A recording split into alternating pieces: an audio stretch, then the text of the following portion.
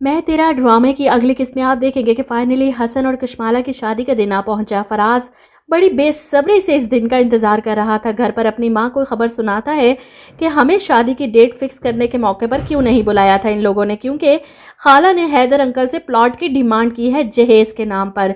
यह सुनकर फराज की माँ दांतों तले उंगली दबा लेती है। ये क्या कह रहा है तू? इतनी तेज निकले कि मेरी बहन, मैंने सोचा नहीं था।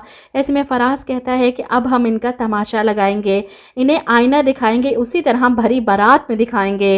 इधर आप देखेंगे कश्माला वानिया के साथ पॉलर पहुंच जाती है तैयार होने के लिए, और इधर हसन की छोटी बहन इनकी बारात का ड्रेस और ज्वेलरी लेकर पहुंचती हैं।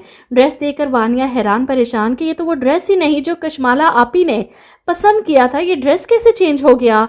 मैं समझ गई, ताबी आपी ने अपनी इनसिक्योरिटी की आड़ में आकर आपी का इतना बड़ा दिन बर्बाद कर दिया। कश्माला इस वक्त कोई भी बदमज़गी नहीं चाहती, इसलिए वानिया को चुप करवाती है और ये जोड़ा लेकर अंदर चली जाती है तैयार होने के लिए।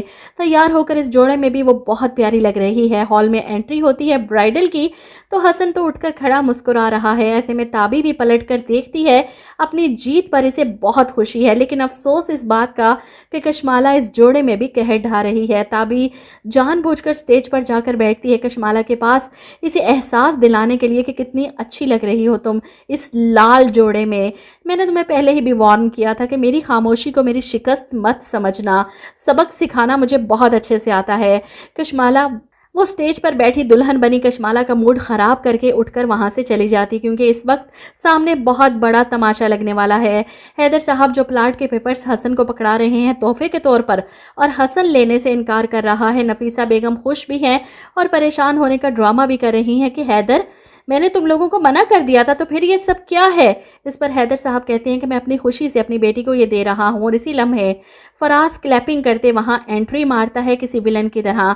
तुम्हारी मुनाफकत को सलाम है हसन, अपनी बहन की शादी पर जहेज लेने पर किस तरह शोर मचाया था, और आज इतना बड़ा प्लॉट मांग रहा है। अब कहाँ गई इसकी गैरत? फराज की फितरत से वाकिफ थी महरू, वो जानती थी कि फराज कोई ना कोई तमाशा लगाएगा, इसीलिए तो पहले ही घबरा रही थी। लेकिन इतना बड़ा तमाशा वो इसके आगे हाथ जोड़ देती है। फराज खुदा के लिए बस कर दें, चुप कर जाएं। ऐसे में फराज महरू को आईना दिखाता है कि बहुत शौक है तुम्हें अपने भाई की साइड लेने का, तो यहीं बैठी रहो अपने भाई के पास, कोई ज़रूरत नहीं वापस आने की। चले अम्मी। वो अपनी माँ को लेकर यहाँ से चला जाता है। अब इसकी नीयत यही है कि हसन जो जहेज के नाम पर प्लॉट ले रहा है वो प्लॉट मेरे नाम करेगा, तभी इसकी बहन को वापस लेकर जाऊंगा। यहाँ पर हालात बिगड़ते देख नफीसा बेगम तो बेहोश होने वाली हो जाती हैं, और इधर तबिंदा जो थोड़ी देर पहले कश्माला का दिल जला रही थी, अब खुद खाला के पीछे भाग रही है कि मेरी बात तो सुने। इधर ताई अम्मी की तबीयत खराब देखकर कश्माला भी स्टेज से उतरकर भागती है नीचे। इसे अंदाज़ा नहीं था कि हालात इस कदर बिगड़ जाएंगे। वहीं हैदर साहब परेशान के प्लॉट देने पर इतना तमाशा लगेगा इनकी बेटी की शादी पर।